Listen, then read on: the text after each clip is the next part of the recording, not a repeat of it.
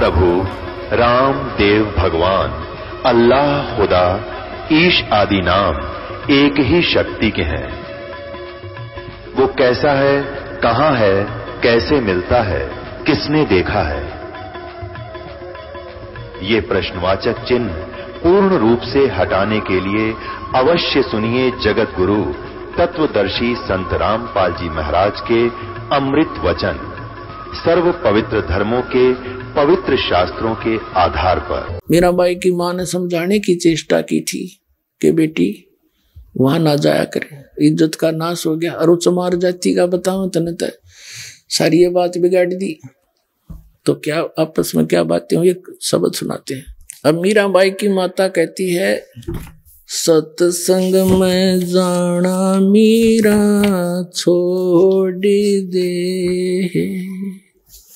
सत्संग में जाना मीरा छोड़ दे, आए मारी लोग करें तकरार, सत्संग में जाना मीरा छोड़ दे, आए मारी लोग करें तकरार, सत्संग में सत्संग में जाना मेरा ना छोटेरी, सत्संग में जाना मेरा ना छोटेरी, हारी चाहे जड़ के मरो सन सारे, सत्संग में जाना मेरा, हारी चाहे जड़ के मरो सन सारे, सत्संग में जाना मेरा ना छोटेरी, थारे सत्संग के राय में, थारे सत्संग के राय में, हाय वहाँ पर रहते हैं काले नाग, कोई कोई नाग तन डस लेवे, आए वहाँ पर रहते हैं काले नाग, कोई कोई नाग तन डस लेवे, जब गुरु मारे मेरे करी, जब गुरु मारे मेरे करी, हारी वे तो सरप गंडे वे बने जाव, सत्संग में जाना मेरा ना छोटेरी, हारी वे तो सरप गंडे वे बने जाव, सत्संग में जाना मेरा, थारे सत्संग के राय में, थारे सत्संग के राय में, आए वहाँ पर रहते हैं बबरी शेर, कोई कोई शेर तन खा लेवे, आए वहाँ पर रहते हैं बबरी शेर, कोई कोई शेर तन खा लेवे, जब गुरु मारे मेरे करी, जब गुरु मारे मेरे करी, हारी वे तो शेरों के गिद्दड़ बने जाव, सत्संग में जाना मेरा ना छोटेरी, हारी वे तो शेरों के गिद्दड़ बने जाव, सत्संग में जाना मेरा ना छोटेरी, थारे सत्संग के बीच में, थारे सत्संग के बीच में, आए वहाँ पर रहते हैं साधु संत, कोई कोई संत तन ले रमे, आए वहाँ पर रहते हैं साधु संत, कोई कोई संतन ले रमे, तेरे री मन में माता पाप है री, तेरे री मन में माता पाप हैरी, वो संत मेरे माँ बाप हैरी, वो संत मेरे माँ हैरी। हारी ये तो कर देंगे बेड़ा पार, सत्संग में जाना मेरा ना छुटेरी।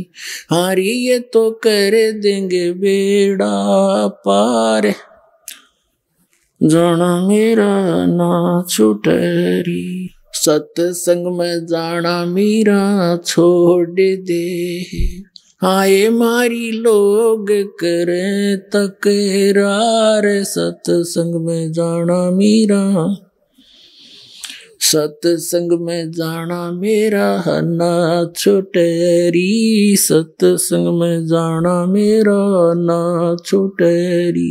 हारी चाहे जड़ के भरोसा नहीं सारे, सत्संग में जाना मेरा, वो तो हो जाती चमार है, वो तो हो जाती चमार है, इसमें हमारी आर है, इसमें हमारी आर है। तेरे री लेख माता चमार है री, तेरे री लिख माता चमार हैरी।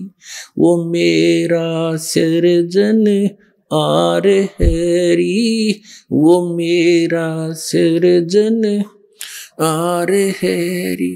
आरी वो तो मीरा के गुरु रविदास, सत्संग में जाना मेरा ना छुटेरी। हरी वे तो मीरा के गुरु रविदास, सत्संग में जाना मेरा ना छुटेरी। सत साई अपने आत्माओं, वैसे तो मीराबाई जी का और भी आगे बहुत बड़ा कथन है, क्योंकि आप जी ने अभी इनकम्प्लीट स्टोरी सुन रखी है सारी ही सारी। आगे क्या हुआ, मीराबाई जी को बहुत तंग किया करते थे। मीराबाई ने सोचा ये रोज दुखी रखे, ज्ञान ऐसा मिल गया है, अपनी भक्ति कहीं और कर लूंगी, परमात्मा साथ रहेगा, गुरु जी ने कह रखा है। तो मीराबाई घर त्याग कर चल पड़ी।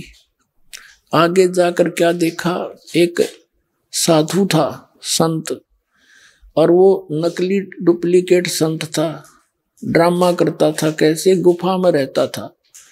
और वहां उसके लिए एक प्रसिद्ध था कि भाई वो संत औरत के दर्शन नहीं करता। मीराबाई गई, वहां कुछ भक्त बैठे थे गुफा में, शाम के समय आता था, उसने कोई समय फिक्स कर रखा था अपने दर्शन देने का। तो उन्होंने पूछा मीराबाई से कि कैसे बैठे हो भक्तों। उन्होंने बताया बहन ऐसे ऐसे एक संत है, उसके दर्शन करेंगे। वो बोली मैं भी दर्शन करूंगी। मीराबाई से उन्होंने कहा कि नहीं, वो औरतों को दर्शन नहीं देता, पुरुष पुरुषों को देता है। मीराबाई बोली कि मैंने तो सुना है पुरुष एक ही है और सब उसकी पत्नी है, वो एक ही पीव है, सबका एक मालिक है, क्योंकि परमात्मा का ज्ञान ऐसा है। ये तो बच्चा रहा दे नकलियानत है। तो बोली भाई मैं तो दर्शन करके जाएंगी, जब दूसरा भगवान आड़े बैठे थे, पुरुष अगर यही है तो फिर मैंने धक्के खाने की क्या जरूरत है। जब यू पुरुष है, यू परमात्मा है, तो बैठी मैं तो उसके दर्शन करके जाएंगी। उसके पास संदेश आ गया कि एक बाई है और ऐसे ऐसे कह रही है। उसके भी कान खड़े हो गए, अगर मैं दर्शन करके जाएंगी। वो आ गया बाहर। मीराबाई बोली भाई मैंने तो न्यू सुना, तू क्या है, इस शरीर से पुरुष मानता अपने आप को, कल मृत्यु कब जाकर गद्दी बनेगी तू, फिर कहाँ गया तेरा पुरुष बना है, डले डोन लाग रहा। आ मेरी गेल तेन संतता मिलाऊंगी। उसकी भी चौन तोड़ दी।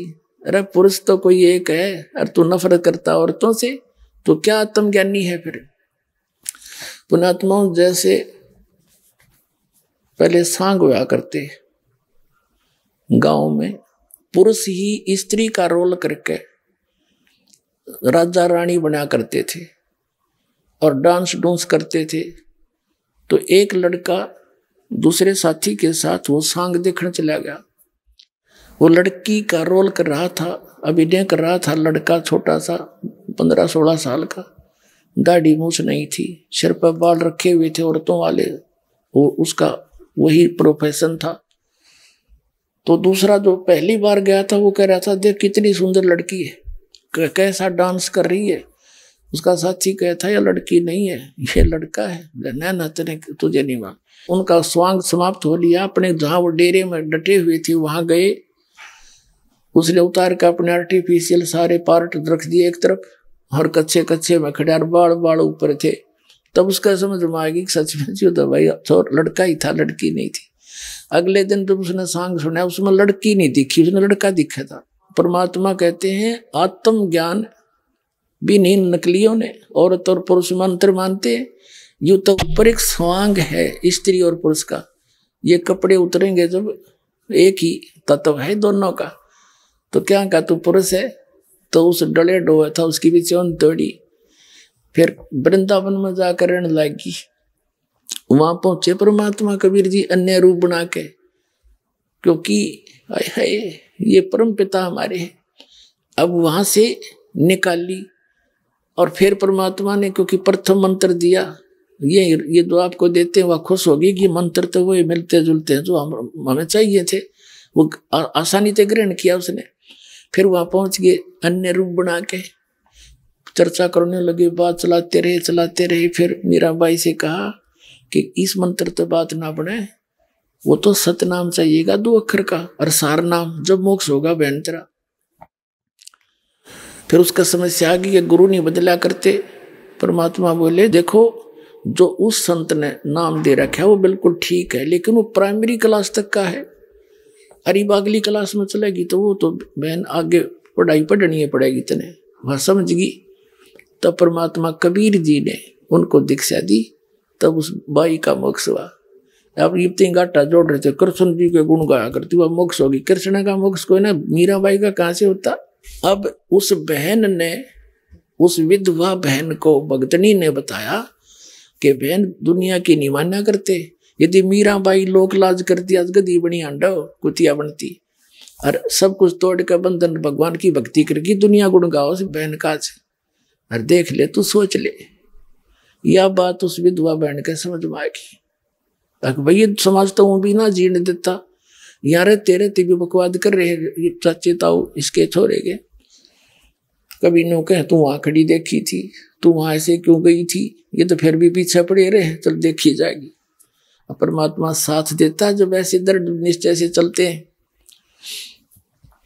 अब उसने जाकर सत्संग सुना, दीक्षा ले ली, और उसका तो जीवन बदल गया। सारे दिन रोया करती अपना ठीक अपनी कर नहीं पाओगा, बेटा है बेटा अपने स्थान पे, ना मानता मैं क्या करूं। लेकिन एक अर्ज रखा करती गुरु जी के पास कि महाराज जी लड़का बिगड़ गया और शराब पीवे है, मानता नहीं कहे की। परमात्मा बोले बेटी तू हिम्मत करके लगी रहना, हिम्मत ना रही है। आन देश में परमात्मा के पास सारे तरीके होते हैं, पर तू दृढ़ रहना। तू उसके कहने से अपनी इसमें दीक्षा में बाधा ना आने देना, सब ठीक हो जाए। दूसरी बार जब परमात्मा आए वहां पर कुछ दिन रुकने के लिए, उस बहन ने सभी से प्रार्थना की कि 1 दिन का भोजन मुझे दे दो सेवा का। लेकिन सब ने फिक्स कर रखे थे अपने दिन, सब मना कर गए। अगना वे मुश्किल से दाव लगे, साल भर में हम नहीं दे सकते। तब जिस बहन ने उसको प्रेरणा दी थी, उसने शाम का समय दे दिया उसको कि मेरे वाले दिन में सुबह मैं करा दूंगी भोजन, शाम ने तू करा दी। अच्छा, अब उस बहन ने शाम ने भोजन बनाया खूब जी ला के। और लीला कहते हैं परमात्मा पता नहीं के कर दे, कैसी लीला करता है। उस बहन का बुखार हो गया, जोर का जबर हो गया, और इतना हो गया कि 10 कदम नहीं जा सकती। उसने भोजन बना के तैयार कर दिया, उस समय अचानक बुखार बन गया और हालत घनी होगी। और वो लड़का एक निकम्मे गिरोह में फंस रहा था, चोर उचुक के डाकुओं में। उन्होंने रात में स्कीम बना रखी थी कि आज राजा के घर में चोरी कराएंगे। रानियां के हार 9-9 लाख रुपए के बताते हैं, और सब आप अपने मियाँ मिठू अरे और सब नौकरी नू लावांगे, इतने हार हो जाएंगे, फिर घर बनावांगे, ऐसे कोठी बना लेंगे। तो कहने लगे भाई रात ने 12 बजे इस मंदिर में आ जाइए, कोई बाहर जंगल में मंदिर था, उसके आसपास इकट्ठे हो जी, वहां से चलेंगे। तो सब चले गए अपने खाना खुना खाकर जल्दी आने के लिए। वो लड़का आ गया शाम को 7-8 बजे सी, उस दिन जल्दी आ गया। माँ ने कहा बेटा मेरी तबीयत होगी खराब, मैंने अपने गुरुजी का भोजन पहुंचाना था, मैं चल नहीं सकती, बेटा एक बार आश्रम में भोजन दिया तू महाराज जी भक्ता का। अब उसने सोची तू आश्रम में जाएगा और आने जाने में समय ना लग जा चाहता, और तू पीछे रह जा, वहां रात ने चोरी करने जाना है। मना कर दिया, कहने लगा माँ मैं नहीं भोजन दे के आऊंगा, और तू भी मत जाया कर वहां पर, पता नहीं दुनिया क्या क्या कहती है तेरे बारे में। उस माँ ने कहा बेटा मेरी इज्जत रख दे, तू आज हाथ जोड़ के तुमने समय मांगया है, और आगे मुझे कोई टाइम नहीं देगा। एक दिन का भी गुरुजी भूखे रह गए थे, और सब जा चुकी है वहां सत्संग में, मैं अकेली रहेगी पाछे थे। बेटा मैं चल नहीं सकती, बहुत कुछ कहा पर वो मानना नहीं। फिर वह रोने लगी बैठ के, हे भगवान आज किसे कर्म फूटे मेरे। तो उसने सोचा लड़के ने कि अब माँ रोएगी सारी रात, 2 मिनट तो लगेंगी, 10-20 मिनट आध घंटा तो फटाफट पकड़ा है बहुत टाइम से। वो लेकर अगला दे कहाँ है, वो उसने बांध कर रख रखा था लेकर। अब वो प्रतिदिन एक का प्रार्थना कराया करती, परमात्मा मेरा तो एक है बेटा, धन जो भी है वो सुधर जा। तो उन आश्रम वाले भक्तों ने, माइयों ने सोचा, आकाश से सुन दी भगवान गुरुजी ने, उसका लड़का लेके आ गया भोजन, रान लग गया तो फिर इस पर असर भी पड़ेगा। तो गुरुजी से बताया जी उसका रामो नाम था, रामो का लड़का आ गया, आपने बड़ी दया करी, बहुत रोया करती, इस बात की मारी किसी प्रकार सुधर जाओ। अब वो गया तो पूछा भी गुरुजी कहाँ है, भोजन कराना है, मेरी माँ तो बीमार होगी। भक्ता ने बताया गुरुजी स्नान करने जा रहे हैं, भाई 10 मिनट बैठ जा। वो बैठ गया, गुरुजी आगे भोजन रख दिया। फिर उन्होंने बताया जी ये रामो का लड़का है, और आपने बड़ी सुनी, आज तो यू आ गया आपके दर्शन करने के लिए। तो गुरुजी ने सोचा ला बेटा बालक से 2-4 बातें बता दूं, इसका असर हो जा। कहने लगा बेटा भक्ति करते हैं, मनुष्य जीवन भगवान ने इसलिए दिया है, भक्ति करे, बुराइयां तो बच कर है, यो जीवन बार बार नहीं मिलता। वो लड़का बोला बाबा जी जल्दी रोटी खा, मैंने देर हो है, तेरे लेक्चरों की जरूरत नहीं। अब उस महात्मा ने सोचा भाई तो सचमुच निराय नकम्मा है, ठीक रो है वह लड़की इसने। ये महाराज जी के बोला अपने खा के खाना, और लेकर वो बर्तन, और वो तो स्पीड खींच दी वापस, क्योंकि उसने तो रानिया के हार दिखे थे। अब रास्ते में उसका कांटा लग गया पैर में, और लग कर सूल की करकी टूट गई बबुल की। अब कदम नहीं उठ रखा जा, एडी पंजा नहीं टेका, एडी एडी टेकता आवे, चल जा नहीं, धीरे धीरे आ रहा। उसकी आते ही वो बर्तन मारे पटक के, और लगा ऊट पटांग बकवाद करने अपनी माँ को, आज गया था तेरे सत्संग में, आज मेरे पैर में कांटा लग गया, और तू नो कह उड़े सब न सुख हो है, मेरा तो दुख हो गया, और आस पास से तू भी नहीं जाएगी उड़े, और मैं तो उधर मुंह करके भी ना सोऊं। क्योंकि उसने तो फिर नो हो गया कि तू जा नहीं सकता, भागना पड़े तो भाग नहीं सकता, चोरी कराएंगे तो सारे सांग करने पड़ेंगे। तो घना दुख मान रहा हो इस बात का। फिर वह माँ रोने लगी, हे परमात्मा इस निकम्मे का आज कांटा लगना था, देख मेरे किसे फूटे भाग हैं, अब यू ना स्वयं जावे और ना मन भक्ति करने दे। नो करके वह खूब रो रहा के सोगी। फिर जैसा भी था शाम ने तो फिर सुबह बखत उठ के उस लड़के का कांटा निकलवा दिया। उधर से उन बच्चों ने, उसके साथियों ने थोड़ी देर इंतजार किया, फिर वो सोचा भी चलना है तो ना हम करते चोरी। वो चोरी करने चले गए राजा के घर पे। अब राजा का घर कोई ऐसा सुनना है जाते चोरी कर लेंगे, पकड़ दिए पुलिस ने। मंत्रियों ने कहा कि महाराज ये तो इतने खूंखार व्यक्ति हैं, राजा के चोरी कर सकते, जनता को कैसे जीने देंगे, इनको भयंकर सजा देनी चाहिए। राजा ने सुना दिया शाम के 4 बजे इनको सूली तोड़ दो। सूली तोड़ा करते एक चक्का सा होता था, चाकी के सपाट, उसके बीच में एक सरिया सा होता था, नुकीला भाले जैसा, और वो ऐसे वो चक्का उसको ऊपर बैठा दिया करते थे और वो चक्का नीचे नचाला करता सुराख में से, और वो भाला ऊपर नाता था, उसके नीचे से लेकर उसके सिर में का निकल जाता था और रो रो कर तड़प तड़प कर मरता था। उसको इतनी भयंकर सजा दी जाती थी। तो उसके साथ साथ उन्होंने क्या करते थे राजा लोग के पूरी नगरी में घुमा दो इनको, सबको बता दो कि आज शाम को 4 बजे इनको सूली तोड़ा जाएगा। उनके लिख दिया और उनसे बुलवा रहे हैं कि बोलो, पुलिस वाले ले जा रहे हैं, कहो हम चोर हैं, राजा के घर चोरी करने के लिए गए थे, हम पकड़े गए, कोई सुनता हो तो चोरी ना करना, हम शाम को 4 बजे सूली तोड़े जाएंगे। उनसे ऐसे डायलॉग बुलवाते हुए और डंडे मारते हुए पुलिस वाले गलियों में घुमा रहे।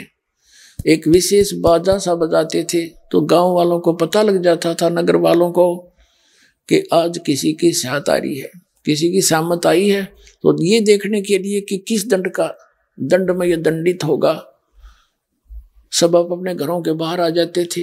राजाओं का ये होता था उद्देश्य कि इनके डर से और भी डरेंगे, कोई चोरी चारी ना करेंगे, शांति बनी रहेगी। तो दोनों माँ बेटा भी ये देखने के लिए कि किसको क्या दंड मिल रहा है, वो अपनी गली में आकर खड़े हो गए। जब वो बच्चे आए, उनकी मिली आंख में आंख दोनों मित्रों की, उस लड़के ने सोचा तो पकड़े गए, वही हैं तेरे वाले साथी।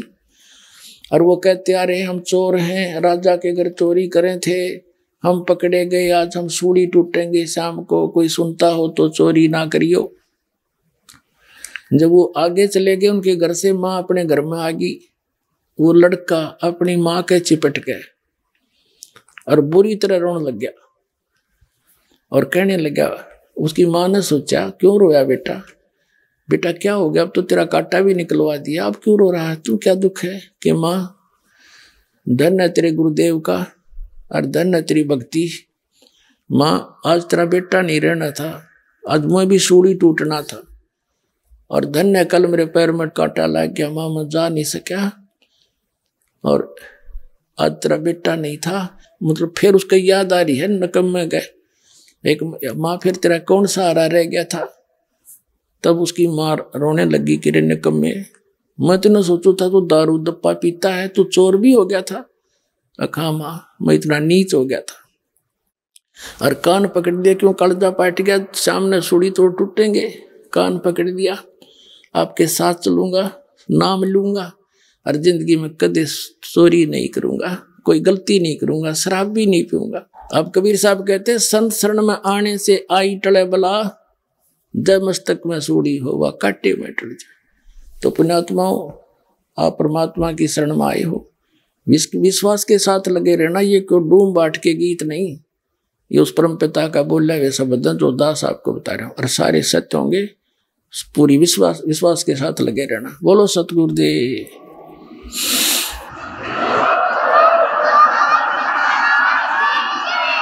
पुण्यात्मा, आपका बहुत बड़ा सौभाग्य है, आप जी को परमात्मा का वो यथार्थ मार्ग मिल गया, जिसको खोज खोज के ये ऋषि अपना शरीर नष्ट करके चले गए, हजारों वर्षों तक कठिन साधनाएं की, क्योंकि उनके पास ये यथार्थ मार्ग नहीं था। गीता जी अध्याय नंबर 16 के श्लोक नंबर 23 और 24 में कहा है कि शास्त्र विधि को त्याग कर जो मनमाना आचरण करते हैं, उनको न तो सुख होता है, न उनको सिद्धि प्राप्त होती है, और न ही उनकी गति होती है। और कबीर परमात्मा भी जब यहाँ आए थे दाता, हमें ये ज्ञान कराने के लिए इस कलयुग में सन 1398 में अपने सतलोक से चलकर आए थे। एक शिशु रूप धार के लहर तारा नामक जलाशय में कमल के फूल के ऊपर एक नवजात शिशु का रूप धारण करके विराजमान हुए थे। वहां से नीरुनिमा नाम के एक दुल्हा दंपत्ति साथ ले गए, उनके संतान नहीं थी, और परमात्मा की वहां परवरिश होने से और फिर बड़े होकर के परवरिश तो एक लीला थी, वो सबके पालनहार हैं, क्योंकि परमात्मा 25 दिन के हो गए थे, उन्होंने कुछ अन्न पानी खाया नहीं। नीमा चिंतित होगी। और अपनात्मा थोड़ी सी कथा सुनाता हूं परमात्मा की। जैसा कि ये नकली कबीरपंथी और जितने भी ये ऋषि में ऋषि आचार्य शंकराचार्य संत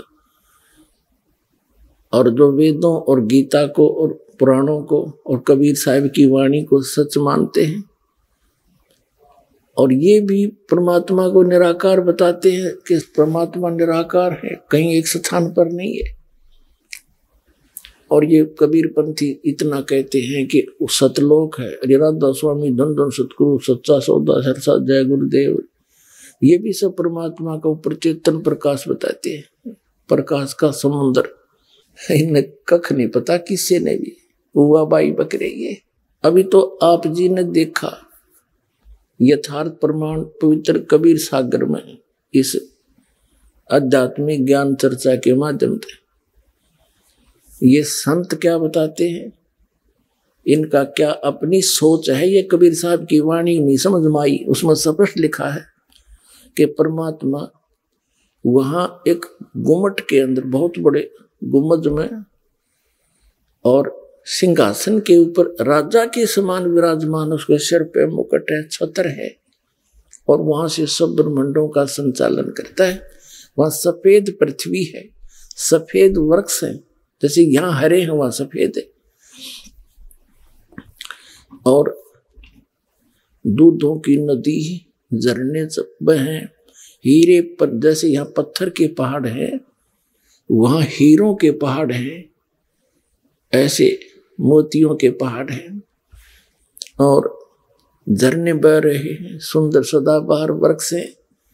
उसमें 3 पोर्शन है, जैसा भी आपने सुना। फर्स्ट पोर्शन में बाह्य भाग में ये पहाड़ हैं, बहुत बड़े सुंदर सदाबहार फलदार वृक्ष है, और सभी मेवा उपलब्ध है सदाबहार, कभी किसी चीज का अभाव नहीं है। वहां का जल कैसा है, जैसे आपने यहाँ गंगा जल देखा है, ये कभी खराब नहीं होता। ये सतलोक से एक सैंपल भेज रखा भगवान ने कि वहां ऐसे पदार्थ है। और फिर उसके बाद बहुत बड़ी सृष्टि है जिसमें नर और नारी ऐसे ही परिवार हैं, अलग अलग सबके मकान हैं, कोई राग द्वेष नहीं है, क्यों अभाव नहीं किसी चीज का। सबके आंगनों में फलदार वृक्ष, फलदार मेवा, काजू और अमृत सरोवर छोटे छोटे सबके बड़े। जैसे हमारी एक वृत्ति है यहाँ मन की, जिसके पास 2 पैसे हो जाएंगे बड़ी तक कोठी बनावेगा, आगे पार्क बनावेगा, उसमें फिर झूले झाले लावेगा, फिर एक स्नान के लिए एक टैंक बनावेगा, और फिर और भी घनी जगह है तो उसमें साग सब्जी के लिए और पपीते सपीते कुछ फल फ्रूट भी लगावेगा। तो ये तो एक डुप्लीकेट सा काम है। वहां एज इट इज हम देख कर आए थे, जिसको आज हम यहाँ चित्रार्थ करने की कुचेष्टा कर रहे हैं, वो है ही नहीं वो वस्तु। तो वहां आपके सभी प्राणियों के, चिट्टी से लेकर हाथी तक जितने भी मानव हैं, आप सभी के वहां पर अलग अलग मकान खाली पड़े हैं जहां आप रहा करते थे। अब ये बात आपका समझ में ना आवे क्योंकि आपने ये ज्ञान कदे सुना ही नहीं, लेकिन ये कोई डूम बाट के गीत नहीं और कोई बकान वाली बात नहीं, क्योंकि वह कहता हम बतेरे रखे पहले अटपट करके। ये तो विद प्रूफ दास बता रहा है, और परमात्मा ने आकर ये ज्ञान स्वयं यहाँ बताया है, वही आपके सामने दास उसको समझ कर समझा रहा है। तो वहां आपको वो सुख था जिसको आप यहां खोज रहे हो। कोई बुढ़ा होना नहीं चाहता, कोई भी वृद्ध अवस्था को पसंद नहीं करता, और सारे वृद्ध होंगे, और कोई मृत्यु नहीं चाहता, और सब मृत्यु को प्राप्त होंगे। तो क्यों नहीं चाहते हम? बिल्कुल नहीं चाहते, ठीक बात है। देख बालक कैसा शरीर, युवा होने के बाद कितना अच्छा शरीर, और बुढ़ा में पाचा सकलते भी डर लग गए, दर्पण देख लेते, और फिर मरना सारा साजबाज सारी उम्र जोड़िया और सारे बालक बच्चे हो गए, इनमें जी लाग रहा और फिर नो का मारो इसने 1 मिनट में मृत्यु। बताइए ये कोई अच्छी बात है? तो यहाँ का तो एक परंपरा है और वहां ये है नहीं, तो इसलिए ना तो हम वृद्धावस्था चाहते ना मृत्यु चाहते, और दोनों कंपलसरी। तो ये तो सतलोक में होगा, आपको वहां चलो, अब समय आ गया वहां चलने का, कति बिल्कुल आसानी से जा सकते हो, लेकिन ये मंत्र जाप करना पड़ेगा, जीवन रोहतास आपको बताएगा, और मर्यादा में रहना पड़ेगा। आपको यहाँ तो सुख देंगे ही देंगे, और फिर वहां देखना सतलोक में। परमात्मा कहते हैं, अब पहले थोड़ा सा आपको दिखाते हैं, जैसा अब प्रसंग चल रहा था कि परमात्मा सतलोक में कैसा है और कौन है वो, उसका नाम क्या है। अभी तो आपने कबीर सागर में देखा, धर्मदास जी को परमात्मा स्वयं लेकर गए, कबीर परमेश्वर जी, और वहां जाकर उसने क्या आंखों देखी, फिर वर्णन किया ज्ञान प्रकाश कबीर सागर में, बौद्ध सागर के खंड में, कि सतलोक में जब मैं जाग गया तो वहां ऐसे ही नर और नारी करके हंस और हंसनी मेरे से मिलने आए, बड़े प्यार से सीने से लगे, गा के बजा के नाच के फिर भगवान को दिखाने के लिए गए। वहां क्या देखा कबीर साहब, वो जो नीचे से जिंदा महात्मा के रूप में आया था, वो बैठा उस ब्रह्मांड के सिंहासन पर, असंग ब्रह्मांड के कंट्रोलर के सिंहासन पर, और सिर पर छत्र है, सिर पर मुकुट है, वहां सफेद धरती है, सफेद भूमि है, सफेद वृक्ष है, और सभी नर आकार है, उनके गले में रत्नों की माला है, उनकी माथे की शोभा बता रखी, उनके नाक बता रखे, ग्रहण माने नासिका, और बड़े सुंदर हैं। और ये नकली कबीर पंथी या जितने भी संत पंथ हैं, ये सभी बताओ भगवान निराकार है। पुण्यात्माओं, परमात्मा का पाना और सतलोक जाना कति आसान है, इसमें तो कोई बाधा ही नहीं बनेगी, क्योंकि जब आप यहाँ के दुख से परिचित हो जाओगे और वहां के सुख से, और प्रमाण सहित आपको पता लग जाएगा। अब पुण्यात्माओं, देख परमात्मा ने कितनी दया कर रखी है आपके ऊपर, आप कितने लाडले हो उस परमात्मा के बच्चे, बहन और भाई जितने भी यहाँ आए हैं। हम दासों की सेवा लगाई, बच्चों ने मिलकर आश्रम बनाया, शेड डाला, और आपके आने से पहले पलक बिछाए बैठे रहते हैं। कितने भगत बहन भाई आएंगे, मैट बिछा देते हैं, अच्छा बढ़िया देसी घी का प्रसाद हलवा, और भाई अच्छे बढ़िया भोजन आहार आपको परमात्मा की तरफ से ही है ये सारा खेल। और ऐसे सर्दी में देकर रजाई है, अरे अमृत वर्षा कर रहे हैं, इसमें कृपा करके लटके ना लियो, पूरा ज्ञान सुनियो को देखा का अच्छा देसी घी का लोड कर जाए, ऊँगे जाओ बैठे बैठे, फिर आना नहाना बराबर है। तो कबीर साहब कहते हैं, निंद्रा काल जाल है भाई, जो सोवत हैं सो खोवत हैं, जागत है सो पावत हैं। तो जागो ही वैसे भी जागो, अरे नींद ने भी थोड़ा कंट्रोल करो, और सुनो अमर कहानी उस परम पिता की, आपको प्रमाण दिखाते हैं। पुण्यात्माओं, ऐसा सीजन, ऐसा एटमॉस्फेयर, मीठी मीठी सर्दी और सारी व्यवस्था है, और परमात्मा की भक्ति, वो अमर कथा, वो अमृत वर्षा उस सत्संग की, जिसकी आत्मा को युगों युगों से भूख है, यहां तृप्त हो रही है वो। तो इस आत्मा ने सुआओ मत, जागृत रखो और सुनो उस परमात्मा की अमर कहानी। तो पुण्यात्माओं, परमात्मा का पाना सब तो आसान है, क्योंकि इसमें कुछ करना है को नहीं, नाम जाप करना बस, नाम चलते फिरते उठते बैठते मर्यादा में रहना है, और जैसा परमात्मा आपको वित्त दे उसमें से दान भी करना है, क्योंकि धर्म तो धसके नहीं धसके तीनों लोग, और खैरायत में खैर है कीजिए आत्म पोख।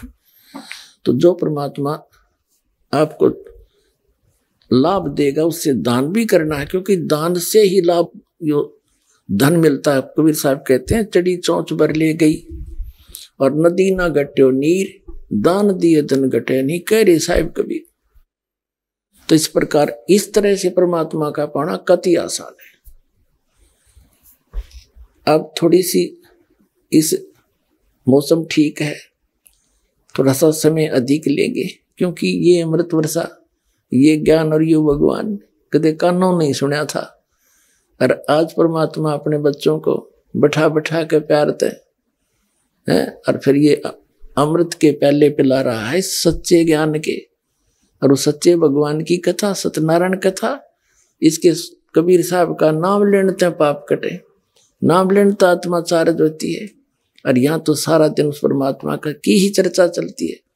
आपस में आप भी बैठते हो।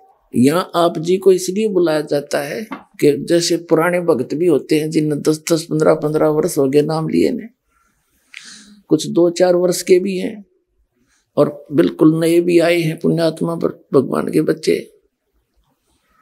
तो पुराणों के साथ आपका आपस में डिस्कस होता है।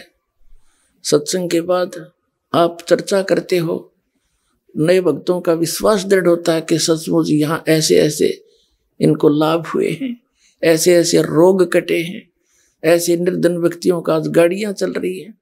तो फिर इससे और दिल डटेगा और ऊपर से ये दास ज्ञान आपको दे रहा है, इसमें स्पष्ट हो जाएगा। तो ये सारा कुछ मिला कर इसलिए परमात्मा ने ये आश्रमों की व्यवस्था बनाई है कि यहाँ बैठकर परमात्मा के बच्चे उस मालिक के यथार्थ ज्ञान को और उस भगवान को समझ सके। पुण्यात्माओं, परमात्मा कैसा है और कहाँ प्रमाण है? हमारे वो सदग्रंथ जिनको प्रत्येक धर्म शिरोधार्य मानता है, उसमें सिद्ध करता है दास एक 20 मिनट के अंदर। सबसे पहले पवित्र बाइबल आपको दिखाते हैं। पवित्र बाइबल पवित्र ईसाई धर्म का एक आदरणीय और मान्य सदग्रंथ है। और ईसाई धर्म के व्यक्तियों से आप पूछिएगा कि परमात्मा निराकार है या साकार, तो वो कहते हैं गॉड इज फॉर्मलेस, परमात्मा निराकार है। तो उन्हें के समझा पवित्र बाइबल को खाक जाना, क्या पवित्र बाइबल झूठा है फिर? तो कहने का भाव ये है, जो वर्तमान में जितने भी हमारे गुरु जिस भी धर्म के हैं, वो उन महापुरुषों की वाणी से परिचित नहीं है जिनके ऊपर हम आधारित है। और इसीलिए बिजली गिरी पड़ी है। हम भिन्न भिन्न हो गए सारे, कितने धर्म बढ़ा दिए, बात वहीं की वहीं खड़ी है। किसी का विकार छूट रहा ना, सब कोई बीड़ी पी रहा है, कोई मांस खा रहा है, कोई शराब पी रहा है, कोई चोरी मिलावट कर रहा है, कोई रिश्वत ले रहा है। ये काम करने के हैं। इस आत्मा ने मलिन करने लाग रहे, दोनों पापों से सान रहे हो, इसे तो निर्मल करना था। और भगवान फिर आपको लाभ देगा, उस पर वो सुख होगा सही जो भगवान की तरफ से मिलेगा। और फिर अब दिखाते हैं आपको परमात्मा कैसा है पवित्र बाइबल में। ये देखिएगा, ये है पवित्र बाइबल।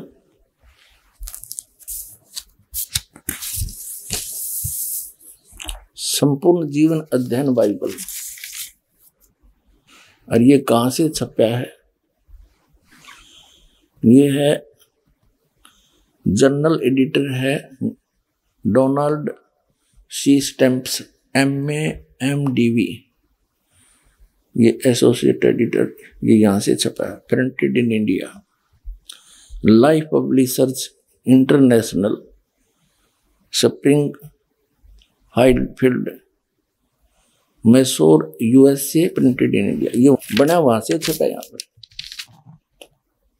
ये सारा इनका पूरा दे रखे हैं यहाँ पर। इससे आपको पढ़ के सुना होगा दास कि परमात्मा कैसा है। पुराना नियम और उत्पत्ति यहां से देखेंगे आप।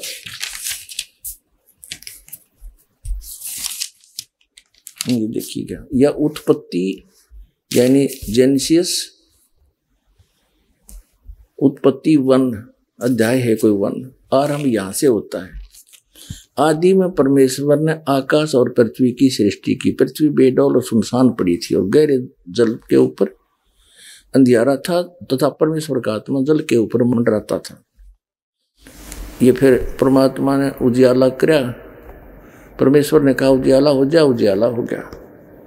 परमेश्वर ने उजाले को देखा, अच्छा लग गया। तो इस प्रकार ये पहला दिन हो गया। ठीक है, हम अपने मतलब का पढ़ाएंगे। फिर दूसरा दिन हो गया।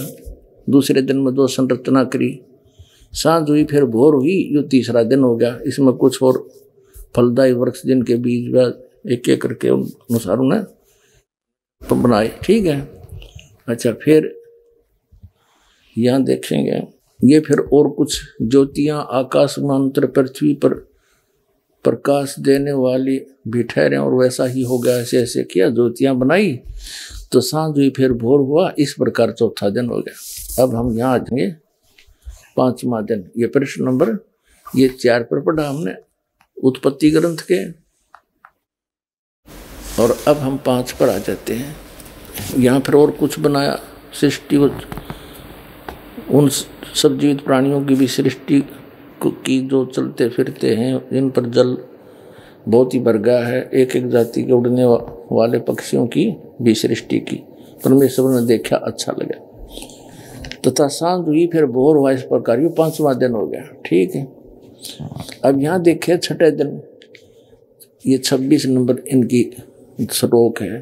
फिर परमेश्वर ने कहा हम मनुष्य को अपने स्वरूप के अनुसार अपनी समानता में बनाए। है हाँ, फिर परमेश्वर ने कहा कि हम मनुष्य को अपने स्वरूप के अनुसार अपनी समानता में बनाए और वे समुद्र की मछलियों और आकाश के पक्षियों और घरेलू पशुओं और सारी पृथ्वी पर और सब रेंगने वाले जंतुओं पर जो पृथ्वी पर रेंगते हैं अधिकार रखें।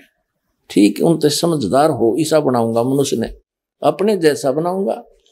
तब परमेश्वर ने मनुष्य को अपने स्वरूप के अनुसार उत्पन्न किया, यानी अपने जैसी शकल का, अपने जैसा शरीर, अपने जैसी सूरत बनाई।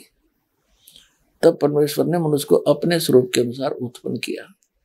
अपने स्वरूप के अनुसार परमेश्वर ने उसको उत्पन्न किया। नर और नारी करके उसने मनुष्यों की सृष्टि की। पूछिए ईसाइयों ने क्या समझा न अपने पवित्र बाइबल को? निराकार है इसमें परमात्मा, फॉर्मलेस है, स्पष्ट कह रखे। बालक भी समझ जाए इसने। ये भगवान बता कहाँ सोया पड़ा ये मानो, अपने सदग्रंथों को ना समझ कर दंत कथा बैठ के बैठे सारे। ये देखिएगा फिर और कमाल कर रखा परमात्मा ने कि परमेश्वर ने उनको आशीष दी और उनसे कहा फूलो और फलो, पृथ्वी पर भर जाओ और उसको अपने वश में कर लो और समुद्र की मछलियों तथा आकाश के पक्षियों और पृथ्वी पर रेंगने वाले सब जंतुओं पर अधिकार रखो। मनुष्य को कहा, ये खाने के लिए नहीं कहा, आगे देखो। फिर परमेश्वर ने मनुष्यों से कहा, उनसे कहा, मनुष्यों की चल रही है कहानी सुनो, जितने बीज वाले छोटे छोटे पेड़ सारी पृथ्वी के ऊपर हैं और जितने वृक्षों में बीज वाले फल होते हैं वे सब मैंने तुमको दिए हैं, वे तुम्हारे भोजन के लिए। अपने आत्माओं, ये ईसाई खाओ मांस सारा दिन, इसमें है कि तो मांस खाने का परमात्मा का आदेश। परमात्मा ने फाइनल कर दिया, परमेश्वर ने, जिसने सारी सृष्टि रची। देखो परमेश्वर ने उनसे कहा सुनो, जितने बीज वाले छोटे छोटे पेड़ और सारी पृथ्वी के ऊपर जितने वृक्षों में बीज वाले फल होते हैं वे सब मैंने तुमको दिए हैं, वे तुम्हारे भोजन के लिए। हो गया सब छोटे छोटे बीज वाले गेहूं, चने, बाजरा, ज्वार, हैं ये सारे, काजू, किस्मत, सेब, संतरे, ये फल और मेवा। कहते ओनली ये है तेरा खाना, है इसमें कितने मांस खाने का। अपने आत्माओं अब ये इनके भोजन का हो गया। आगे परमात्मा ने अन्य प्राणियों को भी मांस का आदेश नहीं दिया, इन शेर वगैरह को भी। ये भी पहले इनके ऐसे पंजे दे रखे हैं जैसे समुद्र में भी इतना गजब का घास उगता है पहले मछली और जितने भी जीव जंतु थे उस घास को खाते थे, वो इतना टेस्टी होता था। और शेर भी इतने पंजे, उनको ये दांत दिए हैं। पेड़ों के अंदर इतना गजब का कई ऐसे पेड़ होते हैं जिनमें से दूध सा निकलता है, और ये शेर उसने पाड़ के और उसमें दूध पिया करते सारे। फिर धीरे धीरे इनकी वृत्ति बदल गई, वो पेड़ खत्म हो गए, फिर ये पशु पक्षियां खाने लगे। ऐसे ही मनुष्य मांस नहीं खाते थे, अरे धीरे धीरे आग लग गई मांस बिना की तो शायद ही कोई अक्षेत्र अछूता रहा हो। तो इस प्रकार ये सारी बात न्यों बिगड़ी है बगैर ज्ञान के। और फिर से हम संभलेंगे, बुराई छूट जाएगी। देखिएगा यहाँ क्या कहा है, 5 पृष्ठ पर 30 नंबर पढ़ रहे, 29 तक हमने पढ़ लिया। और जितने पृथ्वी के पशु और आकाश के पक्षी और पृथ्वी पर रेंगने वाले जंतु हैं, जिनमें जीवन के प्राण हैं, उन सब के खाने के लिए मैंने सब अरे अरे छोटे पेड़ हैं। और वैसा ही हो गया। सांझ हुई और भोर हुआ, इस प्रकार ये 6वां दिन हो गया। यानी कि जितने भी पशु हैं, पक्षी हैं और जल के जीव हैं, सब के लिए छोटे छोटे हरे पौधे दिए और पेड़ दिए, ये और कुछ नहीं खाना।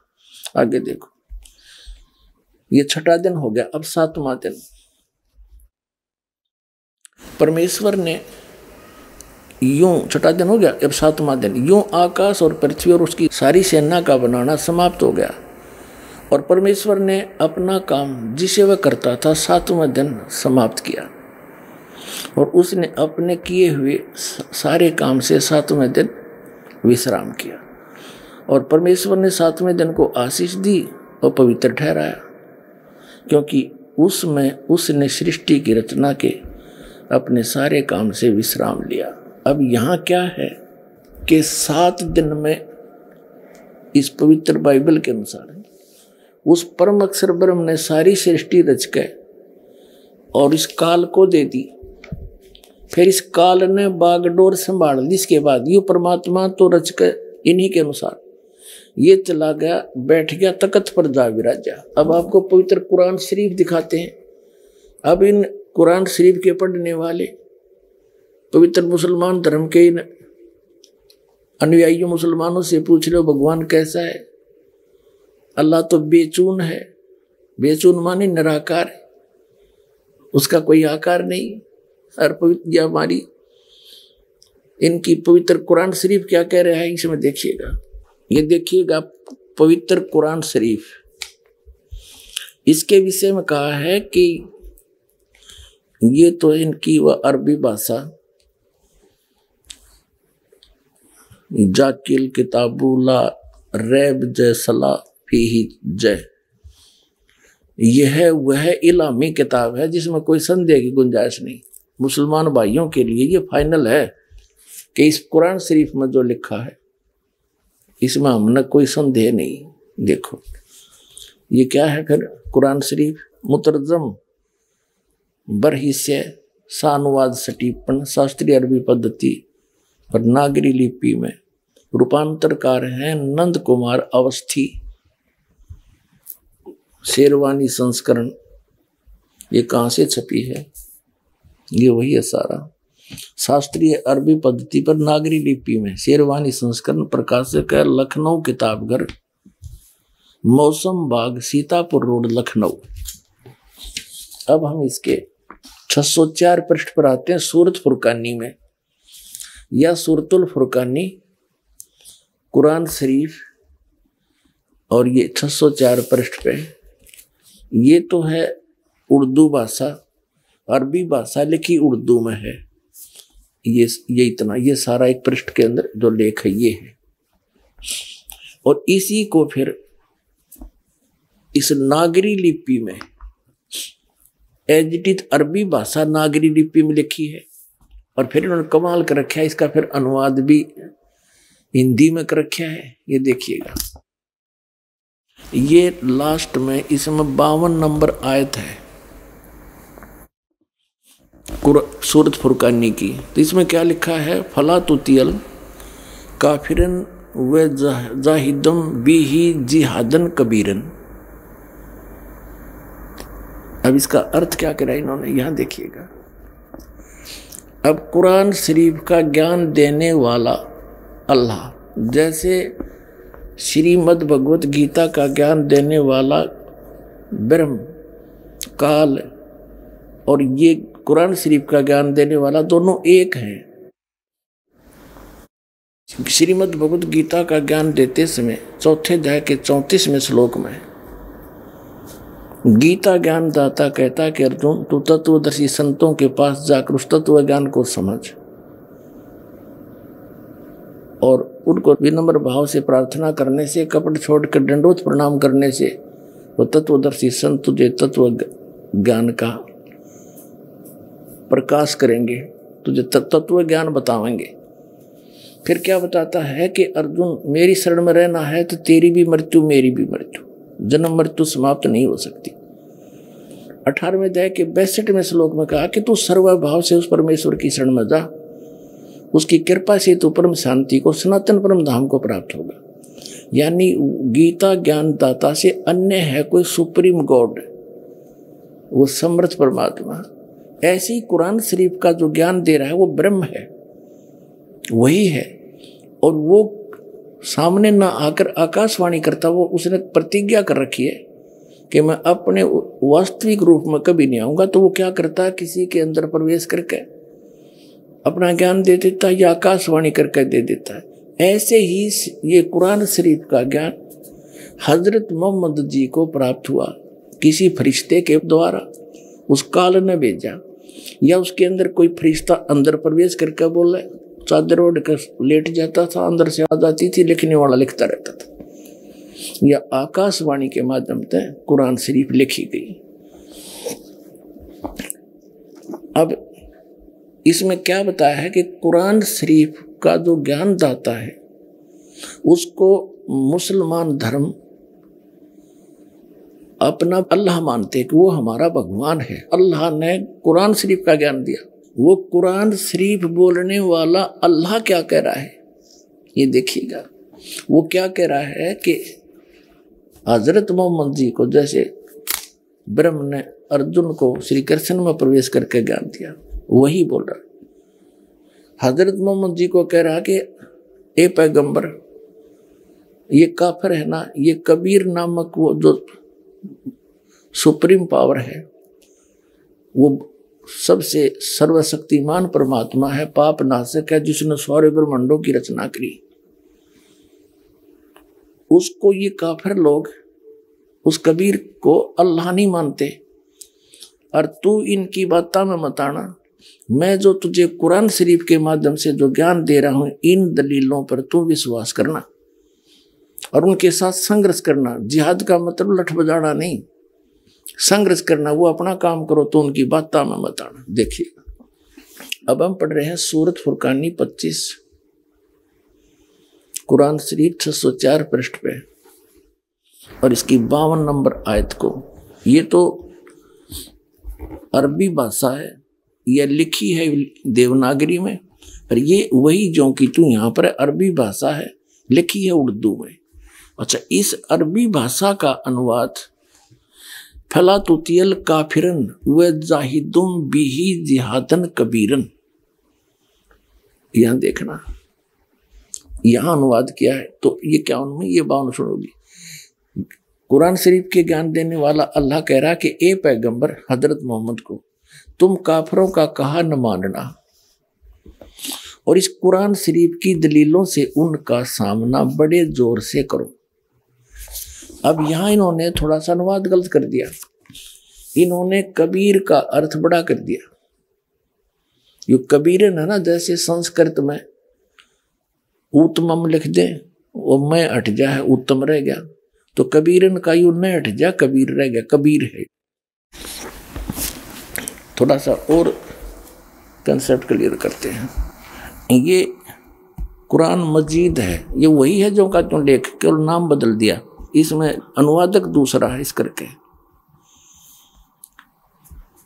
वो अरबी मतन मुर्तजम, और इसका है प्रकाशक है ऑफिस बुक डिपो, 422 मटिया मिर्जामा मस्जिद, दिल्ली 6।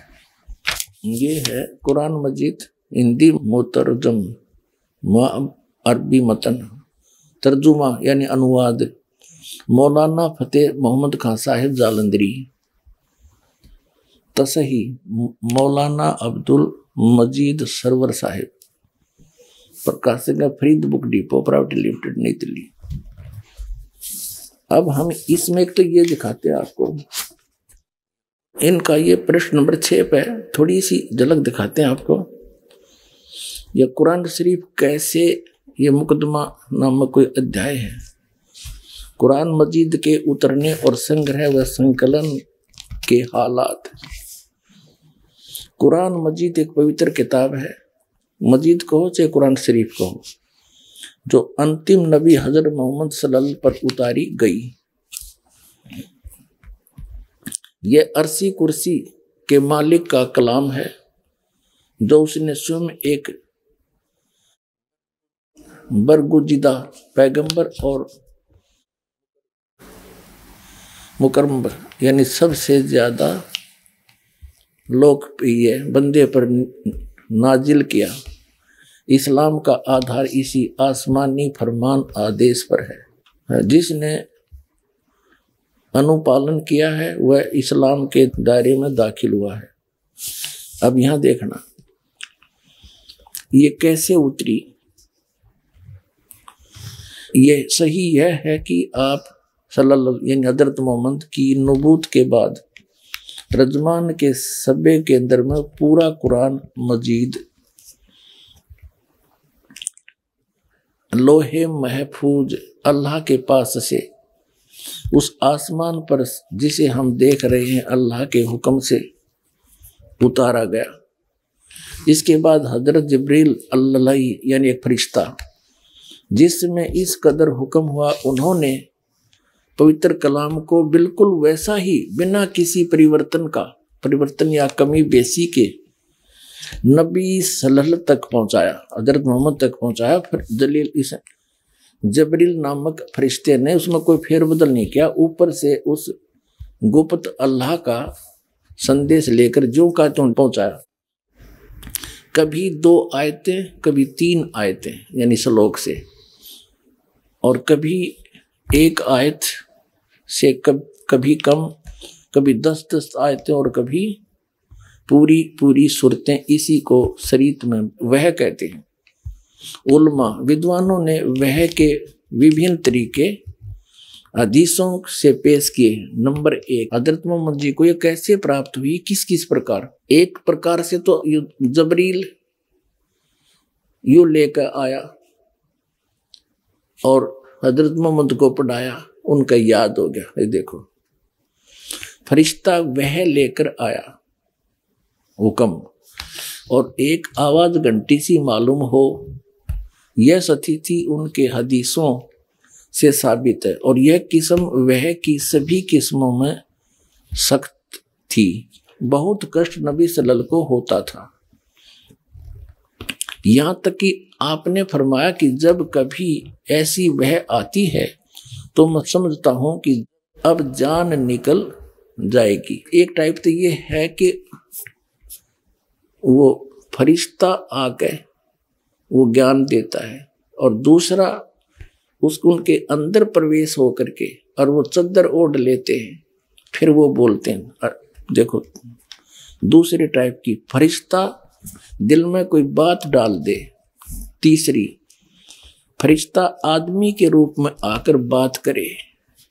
यह किस्म बहुत आसान थी और इसमें कष्ट न होता था। चौथा, अल्लाह ताला जागते में नबी सल्लल्लाहु यानी हजरत मोहम्मद के से कलाम फरमाए, आकाशवाणी करे। जैसा कि सबे मेराज की रात में 5वां अल्लाह ताला सपने के हालत में यानी जैसे सपना सा करके कलाम फरमाए। यह किस्म सही हदीसों से साबित है। अब फरिश्ता सपने की हालत में आकर, 6 नंबर है, आकर कलाम करे, मगर अंतिम 2 किस्म के कुरान मजीद खाली हैं। पूरा कुरान जागने की स्थिति में नाजिल हुआ।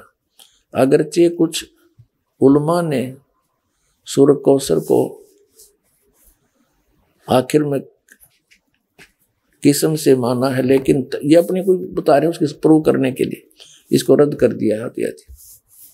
तो इस प्रकार जिसको ये मुसलमान भाई अपना अल्लाह मानते हैं, उसने अपना संदेश और अध्यात्म ज्ञान ये मानते हैं कि उसने इस तरह से हजरत मोहम्मद तक भेजा, और यूं सारा का सारा ज्ञान कुरान शरीफ का, कुरान मजीद को जय शरीफ एक है, इनके अल्लाह का दिया है। उसमें बीच में फरिश्ते ने कुछ मिलावट नहीं करी, ये आपने पढ़ ली। अब देखिएगा, अब हम आगे इस कुरान मजीद के सूरत फुरकानी 25 पे, और इसमें पृष्ठ है 578, और ये न्यू का यूनिवर्सिटी फोटो कॉपी डिटो। नीचे ये हाँ ये आगे ये यहाँ रह गया, गलत हो गया, ये 576 पृष्ठ पे, वहाँ गलत लिख दिया, खुल गया पृष्ठ। सूरत फुरकानी 25 कुरान मजीद 576 पृष्ठ पे, ये जो का तो वही as it is ditto copy, और ये नीचे 52 नंबर आयत है, यहाँ एज इट इज, एक अक्षर का भी अंतर नहीं है। फला तुतियल काफिरिन व जाहिदुम बिही जिहादन कबीरा।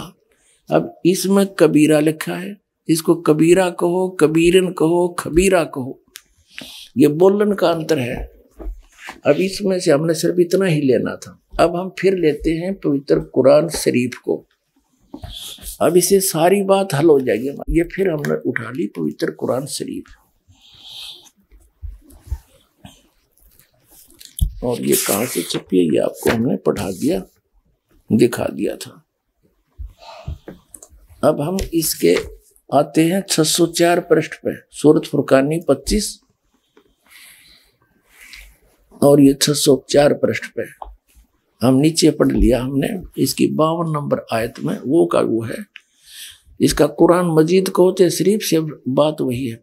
फला तुतियल काफिरन व जाहिदुम बिही जिहादन कबीरन, कबीरन कहो, कबीर कहो, कबीरा कहो, ये सिद्ध कैसे, इसका अर्थ इन्होंने यहाँ करी रखा। तो ए पैगंबर, ये कुरान शरीफ जब आई, उस कुरान शरीफ के ज्ञान दाता ने जो भी कहना था उसका आदेश है यो कुरान शरीफ, और उसने किस माध्यम से जैसे भी हजरत मोहम्मद को पहुंचाया, ये सारा का सारा आदेश जिसको मुसलमान भाई अपना खुदा मानते हैं उसका संदेश है।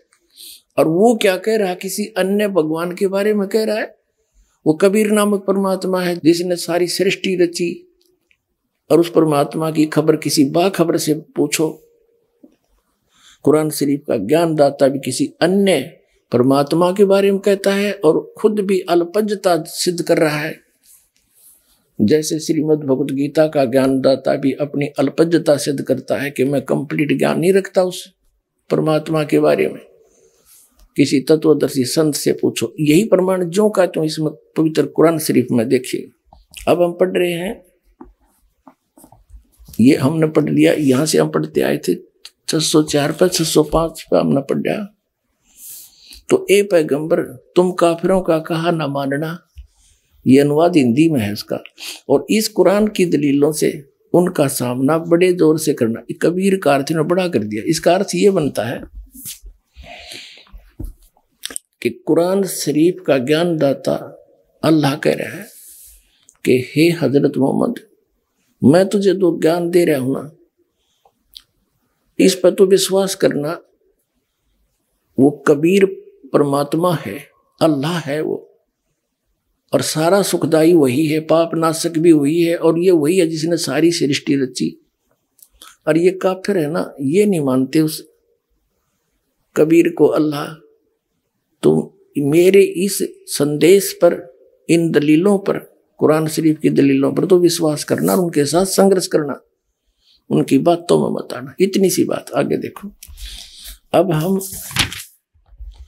आगे 607 पृष्ठ पर, इसमें क्या है, जैसे उधर है, यहां से ये आयत है 53, 54, 55, 56, 57, 58 में या 58 इसमें लिखा है इवादही खबीरा। अब खबीरा कहो चाहे कबीरा कहो, कबीरन कहो, खबीरन कहो। अब इवादही माने पूजा के योग्य, पूजनीय कबीरा, वो कबीर परमात्मा पूज्य है, उसकी पूजा करनी चाहिए। और यहाँ फिर खबीरन, खबीरन कहो, कबीरन कहो, खबीरा कहो, कबीरा कहो। अब इसका अर्थ भी इन्होंने, आज इसका अर्थ इन्होंने यहाँ हिंदी में कर रखा है। अब 53 नंबर आयत यहां से शुरू होती है, ये प्रश्न नंबर 607 पे, सूरत फुरकानी 25 की, ये कुरान शरीफ है। अब हजरत मोहम्मद को कुरान शरीफ का ज्ञान दाता कह रहा है कि तो तुझे बता दिया, इन काफरों की बातों में मत आना, मैं जो कह रहा हूं इसको फाइनल समझ लेना, कबीर इज गॉड, कबीर जो अल्लाह है। और वो वही है, ये देखो 53 नंबर आयत में, और वही है जिसने दो दरियाओं को मिला चलाया, एक का पानी मीठा प्यास बुझाने वाला और एक का खारी कड़वा, और दोनों में एक आड़ और मजबूत रोक बना दी। और वही है जिसने पानी की बूंद से आदमी को पैदा किया, फिर उसको साहिबे नसम यानी किसी का बेटा या बेटी, और ससुराल वाला यानी किसी का दामाद बहू बनाया। और तुम्हारा परवरदिगार हर चीज करने पर शक्तिमान है। और काफिर अल्लाह के सिवा ऐसों को पूजते हैं, देवी देवताओं को, जो न तो उनको नफा पहुंचा सकते हैं और न उनको नुकसान पहुंचा सकते हैं। और काफिर तो अपने परवरदिगार से पीठ दिए हुए हैं, मुंह मोड़ रहे हैं। ए पैगंबर, हमने तुमको खुशखबरी सुनाने, सिर्फ अजाब से डराने के लिए भेजा है। अब 57 में, इन लोगों से कहो कि मैं तुम्हें इस अल्लाह के हुक्म पर कुछ मजदूरी नहीं मांगता, हाँ जो चाहे अपने परवरदिगार तक पहुंचने की राह इख्तियार कर ले। तो और ए पैगंबर, अब 58 में, ए पैगंबर उस जिंदा पर भरोसा रखो, जिंदा इन चैतन्य कर दिया, जिंदा का अर्थ जो कभी मरने वाला नहीं है, और तारीफ के साथ उसकी पाकी बयान करते रहो, और अपने बंदों के गुनाहों से वो वह काफी खबरदार है। यो काफी और 58 का यहाँ देखो, ये 58 नंबर है ना, खबीरा का इन्हें काफी कर दिया, यानी बड़ा घना। अरे ये लिख रहा था वो कबीर पूजा के योग्य है और अपने बंदों के सब गुनाहों को, पापों का नाश कर देता, वो सब जानता है। 58वां, उस जिंदा पर।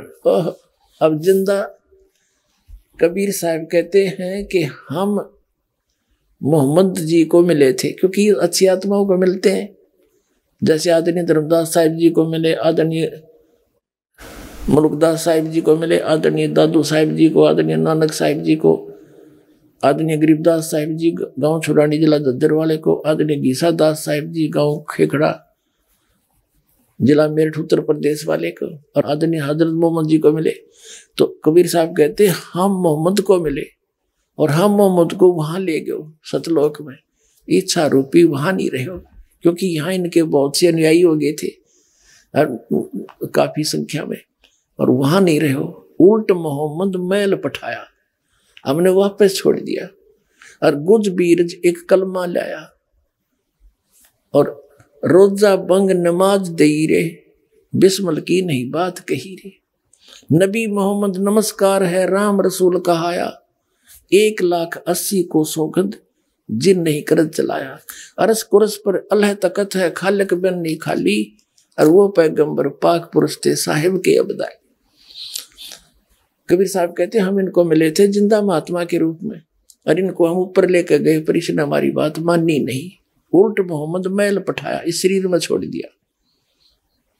तो ये फिर कहते हैं गुज बीरज एक कलमा लाया, एक मंत्र है कलमा, जैसे गायत्री मंत्र को, इस तरह का। और रोजा बंग और नमाज दई रे, हजरत मोहम्मद जी ने व्रत रखन की और आवाज लगान की बंग और नमाज करने की बात कही थी, बिस्मल की नहीं बात कही रे। उन्होंने ये बकरे मारने की बात नहीं की, क्योंकि अरस कुरस पर अल्लाह तो कुछ है, अल्लाह का तख्त है ऊपर, और उसके कुर्स पर आखिरी आसमान के आखिरी सतर पर सतलोक रहता परमात्मा। अर्ज कुर्स पर अल्लाह तख्त है, खालिक बिन नहीं खाली।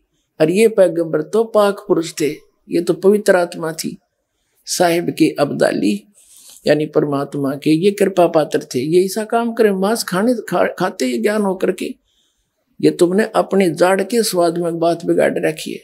कहते हैं नबी मोहम्मद नमस्कार है, वो तो एक आदरणीय महापुरुष थे, राम रसूल कहाया, भगवान का वो पैगंबर कहलाया। और 1,80,000 को सौगंध जिन नहीं कर चलाया। हजरत मोहम्मद जी के कुल 1,80,000 अनुयायी बने थे, उन्होंने कोई मांस नहीं खाता था, यहाँ तक कि ब्याज भी नहीं लेते थे आपस में किसी से, भरी मदद किया करते थे। तो जो आदमी इतना दयालु हो कि ब्याज की पीड़ा भी नहीं देनी, क्या वो मांस खाने की सलाह देगा? तो कहते हैं नबी मोहम्मद नमस्कार है, राम रसूल कहाया, 1,80,000 को सौगंध। कहते पर सौगंध है उन महापुरुषों की, उन्होंने जिन नहीं कर्ज चलाया, उन्होंने तुम्हारी तरह बकरे नहीं काटे।